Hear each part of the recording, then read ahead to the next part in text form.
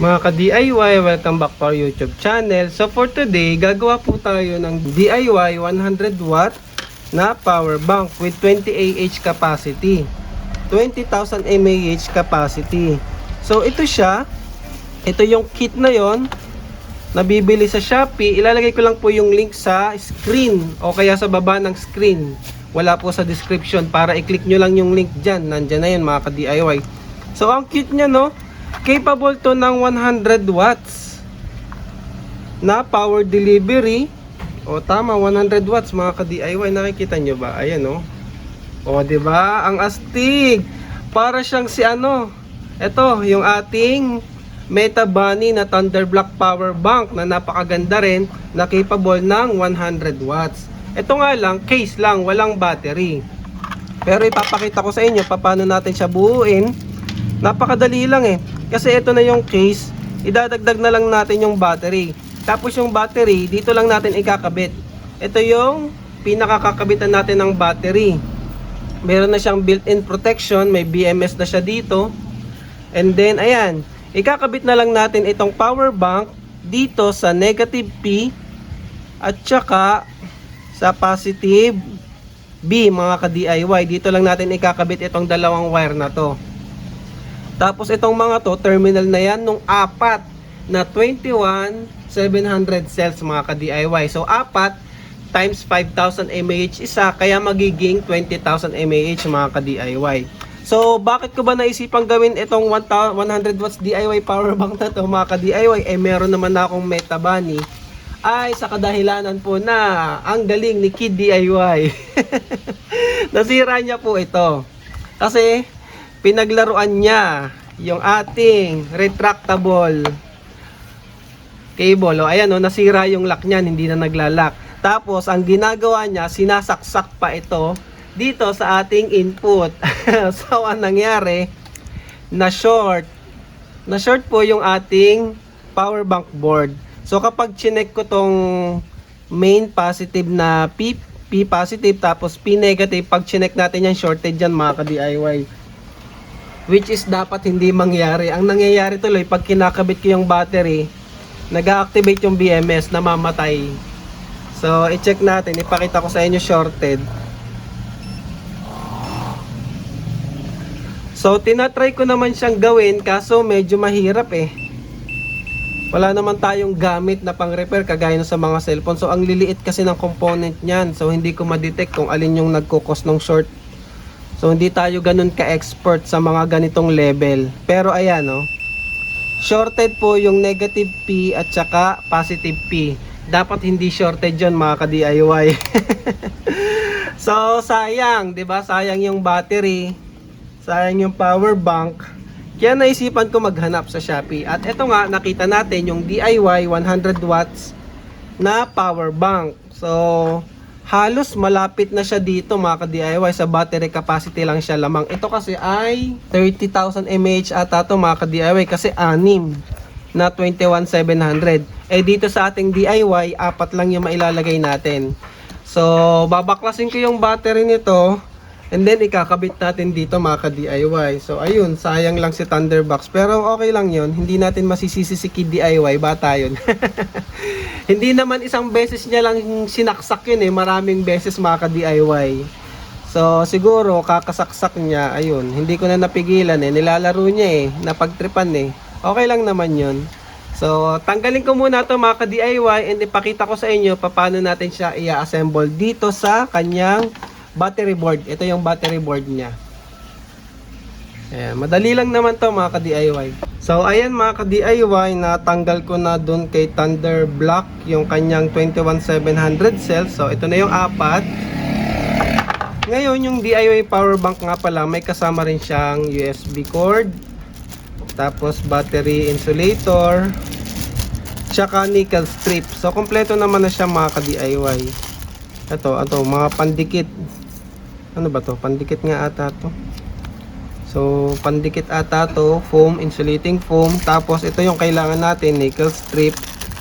Kung wala kayong pang spot weld mga ka-DIY, ay pwede naman tong hinangin. Gamit lang kayo ng malaking gamit lang kayo ng malaking soldering iron, yung 60 watts. Putulin lang natin to sa 4 kasi, tama, 4 sa 8 pala, para ikakabit natin yan dito sa mga battery. Tapos wala ka nang kailangang i-series, basta maikabit nyo lang yung nickel strip. Yung board na mismo yung magsi-series sa battery. So ngayon ikabit muna natin, spot weld natin, kasi meron akong spot welder. Kung wala, gumamit kayo nung ganito, yung malaki 60 watts galing kay Inco na soldering iron. So spot natin.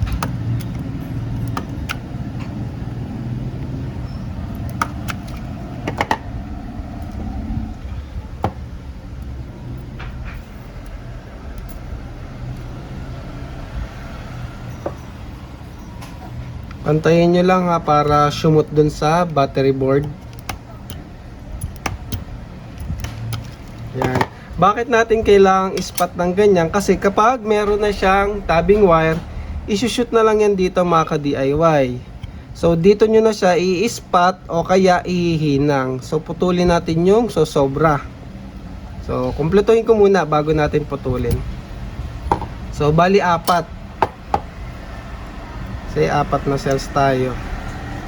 So sobra-sobra naman yung nickel strip, no? Hindi ko kasi pinutol eh. Hindi ko binawasan pala, I mean. Yan, tapos yung kabila naman. Make sure lang na align. Last 2.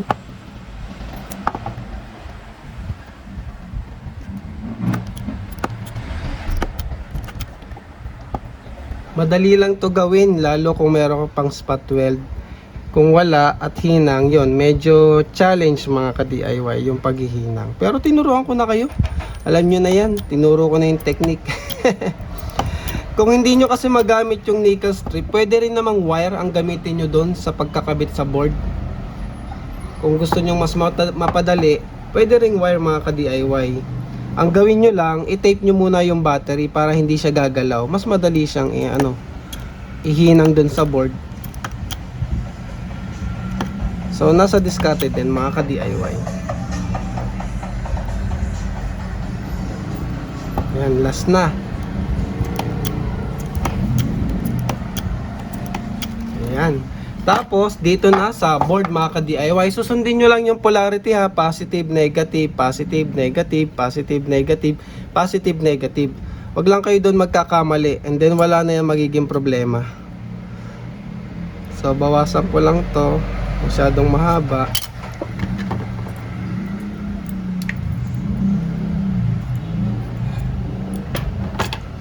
Tingnan natin kung aabot na yung ganyang kahaba.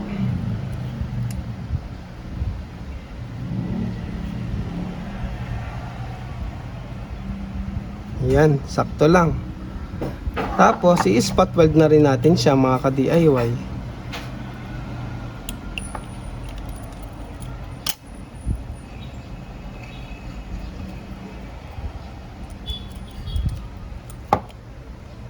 Yung board na mismo, yung magsiseries sa ating battery.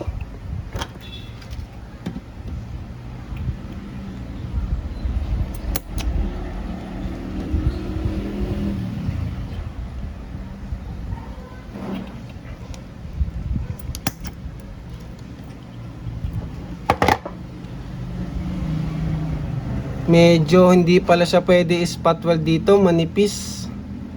Hinangin ko na lang to mga ka-DIY. Nabubutas eh. Hindi kagaya ng iba na makapal to, hindi pala siya pwede spot weld. Hinangin na lang natin, delikado, baka mabutas yung board.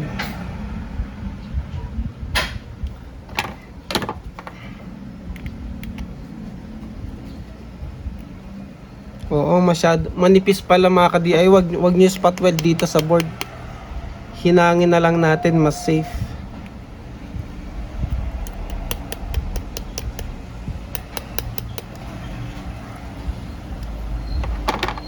Ayan. So hinangin ko muna tong isa para hindi na siya gagalaw.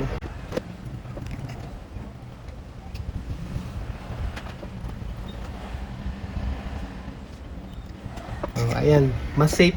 Hinangin nyo pala. Masyadong malakas yung spot weld. Masisira yung battery. Ayan, tapos negative, positive. Negative, positive. So, ayan mga ka-DIY, ganyan siya. So, nakabit na natin yung dalawa. Next, yung dalawa naman dito sa kabilang side. So, ganun lang naman siya kadali. Bawasan din natin para hindi sobrang haba. So, negative, positive.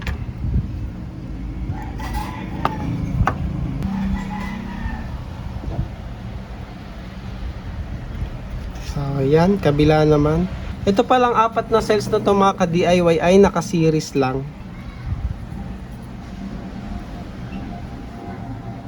Then yung last na battery natin mga ka-DIY, pang last na to. So positive, negative.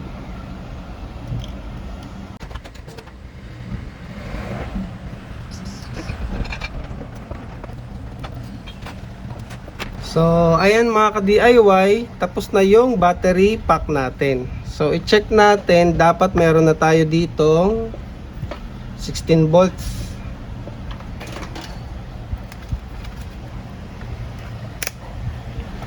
So check natin mga ka-DIY. Dito muna, yung hindi muna dumaan sa BMS. So ayan.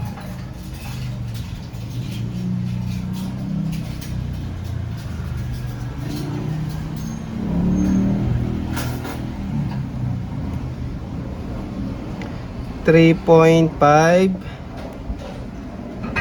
3.5, hindi kasi ito fully charged mga ka-DIY.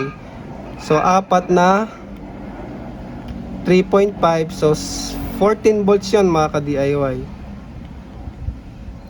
So ayos, sakto naman. So check natin yung mismo sa BMS na negative P tsaka B. So ayun, very good, meron na tayong 14.29 kasi nga hindi pa siya fully charged. Ngayon ikakabit na natin to dun sa ating power bank. Dito na yun mga ka-DIY. Itong dalawang wire na to. Diyan na siya nakalagay.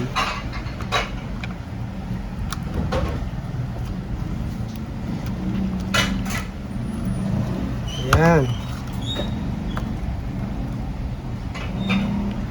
Ihinang na natin.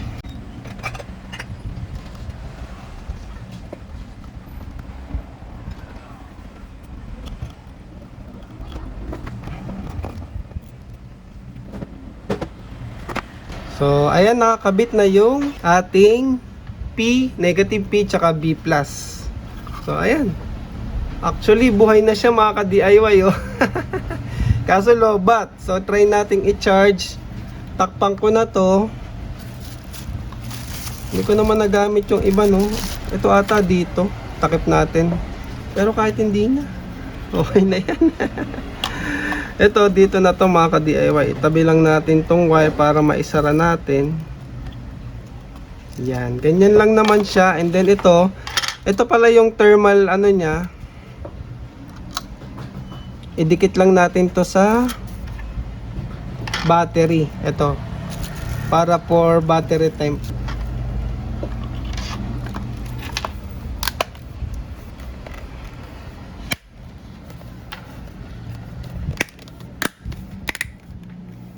Ayan, naisara naman siya mga ka-DIY. Ito pala para siyang lanyard din, oh. Pag isinuksok mo yan diyan, meron ka na ring hawakan, oh, 'di ba? Astig din, ang cute. So 0% kasi nga bagong kabit, try natin i-charge. Wait lang mga ka-DIY, ako ng charger. So ayan, gamitin ko yung aking charger.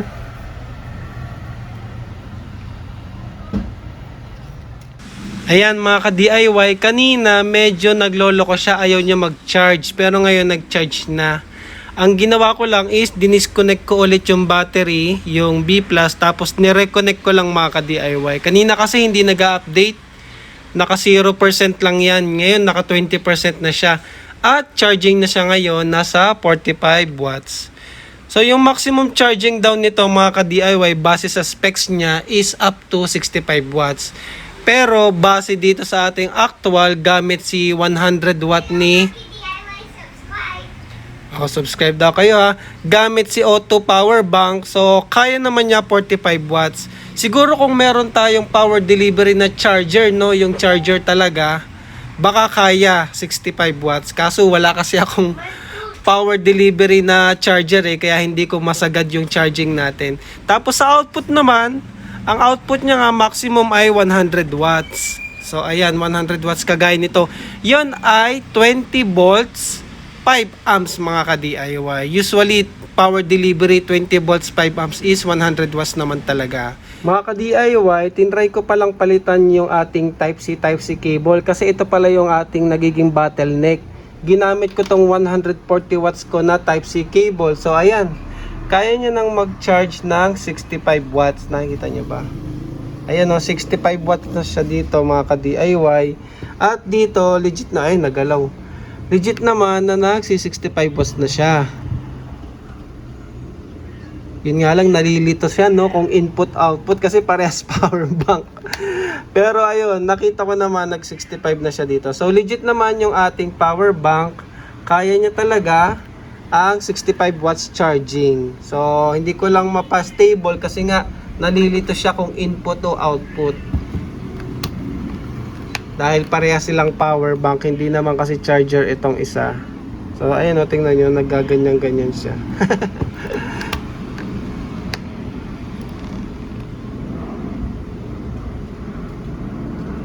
Ayun no, 65 watts. Medyo mahirap lang makita no, pero 65 watts yan. Ayan no. So ayun, try naman natin yung output niya na 100 watts mga ka-DIY kasi meron na ako nitong cable. So ayan, gagamitin natin si A-Torch para i-test yung ating 100 watts. Meron tayo ditong power delivery decoy. So gamit yung decoy, mapapalabas natin yung 20 volts. Ayan, naka 20 volts na siya mga ka-DIY. Ngayon, nakaset na to ng 30 watts. I-on natin sa 30 watts. So ayan, 30 watts na siya. So working. Nakikita nyo may output din dito. So try nating taasan hanggang 100 watts mga ka-DIY. So 40, 50, 60 watts, 70. So 70 na yan. 80, 90. Oops, napalakas. Babaan natin, nabigla sa 100. So gawin natin unti-unti. 91, 92. So stable naman siya sa 92 watts, 93, 94, 95, 96, 97, 98, 99, 100. O, diba? At makikita nyo dito, 20 volts, 5 amps. So 100 watts talaga yung nilalabas ng ating DIY power bank mga ka-DIY. So legit na legit. Kung interested kayong mag-DIY at meron kayong battery, check nyo lang yung link sa baba ng video or dito mismo sa video. YouTube shopping yan mga ka-DIY. So nandyan na yung link po sa screen mismo or sa baba ng screen. So goods, legit naman, 100 watts talaga mga ka-DIY.